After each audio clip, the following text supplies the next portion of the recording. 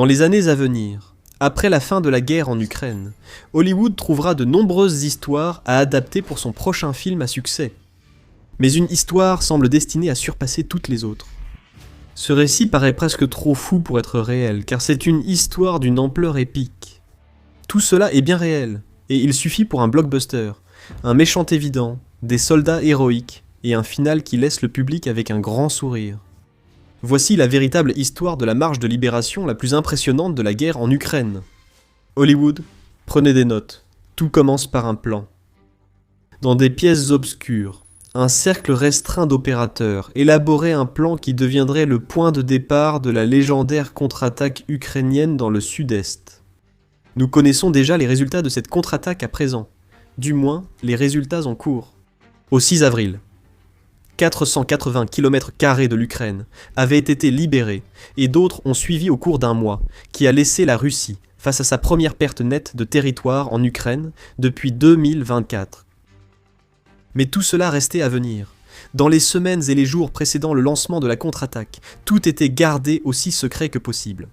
Un commandant de bataillon nommé Vadim, qui porte le nom de code Phare, a finalement participé à l'opération, avec la 110e brigade mécanisée d'Ukraine, au sein de laquelle son bataillon est intégré. Tout a été fait en secret, donc peu de gens savaient. Raconte Vadim au Kyiv Independent, depuis son poste de commandement à Zaporizhia, région que la marche de libération de l'Ukraine visait à protéger. Même Vadim, bien qu'il soit commandant de bataillon, n'a pas été mis dans la confidence sur les grands secrets dès le départ. L'Ukraine ne pouvait rien laisser au hasard. L'offensive vers le sud et le sud-est était au cœur de la stratégie nationale face à l'offensive de printemps russe sur Donetsk et la ville de Zaporizhia. Un échec mettrait l'Ukraine en difficulté pour toute l'année. Quant au succès, comment pensez-vous que l'Ukraine ait pu infliger jusqu'à 35 000 pertes mensuelles à la Russie, forçant les marionnettes de Poutine à mourir en masse pour à peine 53 km² de Donetsk en avril? Tout cela, comme le territoire à libérer, restait à venir. Les planificateurs secrets ont tout prévu. Les participants à la contre-attaque historique n'ont été prévenus qu'à la dernière minute. Les planificateurs ukrainiens, craignant que même les filles restées au pays, avec qui les soldats discutaient, puissent chercher la moindre information à transmettre au service fédéral de sécurité russe. L'Ukraine ne pouvait tout simplement pas prendre le risque que des agents secrets découvrent le plan, avant même qu'il ne soit mis en œuvre. Hall, chef d'état-major de la 148e brigade d'artillerie des forces d'assaut aériens ukrainiennes, confie au Kyiv Independent que seuls 10 membres sur plus de 2000 ont été informés des plans, et seulement 2 semaines avant la contre-attaque. L'objectif est redevenu clair, reprendre autant que possible du territoire que la Russie avait revendiqué dans le sud à la fin de 2025. Poutine vantait ses avancées, tout en inventant des histoires sur l'effondrement supposé de l'Ukraine ailleurs. Les commandants russes ont dit à Poutine que Krovsk pourrait tomber. Il mentait. Des histoires similaires ont circulé à propos de Kupiansk, mais une contre-attaque éclair de l'Ukraine, qui a repris la majeure partie de la ville, a mis fin à ces rumeurs. Au-delà de la libération de son territoire pour de futures opérations, l'Ukraine savait qu'elle avait besoin que ses plans dans le sud fonctionnent, car cela lui permettrait de saper le récit de domination russe que Poutine essayait de créer. Cela donnerait un levier pour les pourparlers de paix. Une fois la planification achevée, les préparatifs commençaient.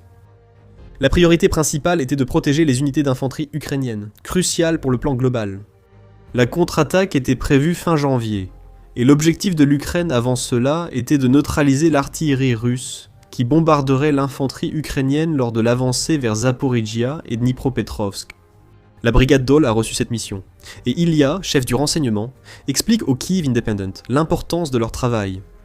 Détruire la puissance de feu de l'ennemi joue un rôle très important dans toute opération, car chaque pièce d'artillerie ennemie qui reste opérationnelle visera nos unités à chaque étape de la mission. Ilya, avec le reste de la 148e brigade d'artillerie, avait une tâche monumentale devant lui.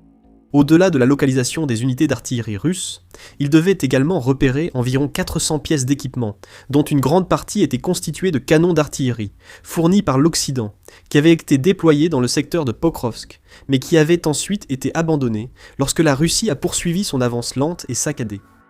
Tout cela devait être fait, alors que les drones de reconnaissance russes guettaient tout signe de mouvement ukrainien. Aujourd'hui, Hall et Ilya estiment que la Russie savait sans doute qu'un événement se préparait, mais que sa reconnaissance n'a pas mesuré l'ampleur du plan ukrainien. À la mi-janvier, la 148e brigade d'artillerie était officiellement à la recherche des unités d'artillerie russes. Le matériel avait été récupéré au mieux. La brigade avait localisé 150 pièces d'artillerie russe, assez pour équiper 3 brigades, réparties sur 30 km de Uliaïpol, à Zaporijia, jusqu'à Borozova, dans la région de Dnipropetrovsk. Tout cela devait être détruit, et la 148e brigade d'artillerie a accompli la tâche avec enthousiasme, tout en restant attentive aux drones de reconnaissance russes. Heureusement, un épais brouillard a couvert l'Ukraine durant une grande partie de l'opération mi-janvier. Mais ce brouillard a aussi désavantagé l'Ukraine fin janvier, immobilisant les drones dans le sud-ouest. La Russie a eu les mêmes soucis. Les drones de reconnaissance pouvaient peut-être voler, mais avec un brouillard aussi dense, ils avaient du mal à repérer les positions d'où les tirs s'abattaient sur les unités d'artillerie russes.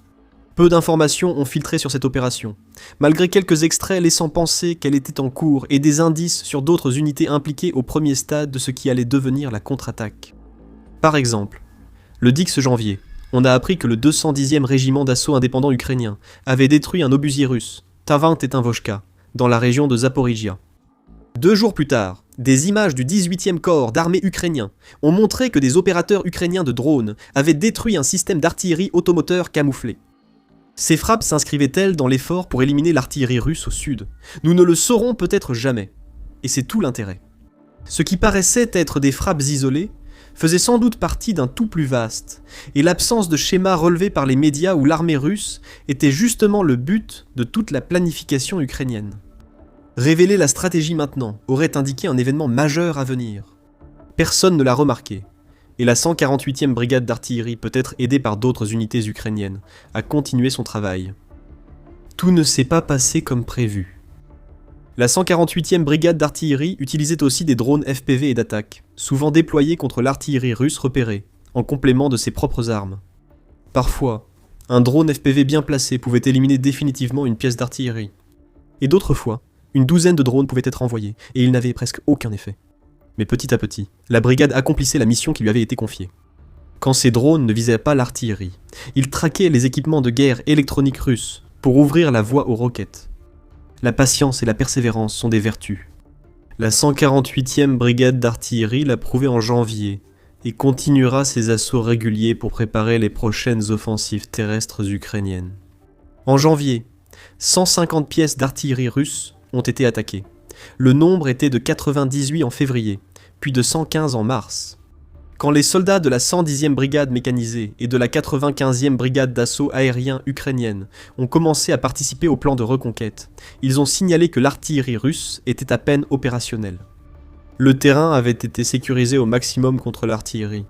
Désormais, les contre-attaques contre les forces russes retranchées dans les zones grises et au-delà pouvaient débuter. Avant de détailler l'impact des contre-attaques sur l'Ukraine, en 2026, voici The Military Show, qui vous offre une vue d'ensemble au-delà des gros titres. Assurez-vous de vous abonner à la chaîne si vous voulez garder une longueur d'avance. La contre-attaque ukrainienne n'a pas été d'une grande ampleur, du moins pas au début. Les premières phases ont été menées sous une épaisse couche de brouillard qui avait profité à la 148e brigade d'artillerie, et qui, ironiquement, donnait à la Russie l'impression erronée qu'elle prenait l'initiative dans le sud. Après tout, ce n'est qu'en novembre 2025 que les forces russes avaient pu profiter du brouillard en Ukraine pour infiltrer les positions ukrainiennes à Zaporijia. Les sbires de Poutine pensaient clairement qu'ils allaient pouvoir refaire la même chose, même alors que leur artillerie était détruite autour d'eux. Ils avaient tort, et bientôt la terreur ukrainienne émergeant du brouillard allait leur montrer à quel point ils avaient tort. Dimitro, adjointe au commandant de bataillon de la 95e brigade, raconte au Kyiv Independent qu'il a dirigé les premiers groupes de soldats à s'aventurer dans le brouillard, lors des heures grises des débuts de la contre-attaque. Les forces russes ignoraient l'arrivée des soldats ukrainiens, n'ayant pas relié les attaques à leur artillerie. Chaque mission était précédée d'une reconnaissance si poussée qu'elle repérait jusqu'aux déchets des occupants, indiquant la position des soldats russes. L'infanterie ukrainienne n'a jamais visé le combat direct. Les drones attaquant d'abord, éliminaient un maximum de Russes, puis les troupes au sol achevaient les survivants. Cette méthode avait déjà montré son efficacité lors de la libération de Kupiansk et lors des opérations à Dnipropetrovsk. Surnommée « rechercher et détruire », cette tactique avait été presque perfectionnée lorsque les forces ukrainiennes à Dnipropetrovsk et Zaporijia l'employaient. Les défenseurs et infiltrateurs russes étaient souvent impuissants. Même sous le brouillard, les drones ukrainiens les repéraient et les éliminaient. La 95e brigade ukrainienne a poussé la tactique encore plus loin. Une fois une position prise, des groupes d'assaut s'infiltraient jusqu'à 3 km de profondeur dans la zone grise au-delà, créant ce qui équivalait à une barricade autour de la position nouvellement conquise, à partir de laquelle des embuscades pouvaient être lancées contre toute unité russe tentant une contre-attaque. Les groupes d'assaut éliminaient les soldats en retraite, tandis que ceux restés en arrière avançaient vite pour rejoindre leurs camarades dès qu'ils en avaient l'autorisation. Des progrès étaient réalisés. Mais la Russie commençait à comprendre ce qui se passait. Début février, la Russie a commencé à intensifier sa propre activité de drones dans les régions où l'Ukraine progressait. Aussi désorganisée et improvisée qu'elle fut, cette défense de drones improvisés a suffi à commencer à ralentir l'avancée ukrainienne, au point que certains jours, l'Ukraine progressait d'1 kilomètre, tandis que d'autres jours étaient tellement dangereux que les groupes d'assaut ukrainiens restaient sur place. Puis un événement inattendu est survenu du moins pour la Russie. Peu savaient, même lors de la planification, que le nouveau ministre ukrainien de la Défense, Mikhailo Fedorov, était en contact avec SpaceX. Le sujet était simple, empêcher la Russie d'utiliser des terminaux Starlink illicites en Ukraine, via une liste blanche, réservant l'accès aux terminaux ukrainiens. Début février, l'Ukraine a lancé la prochaine étape de son plan.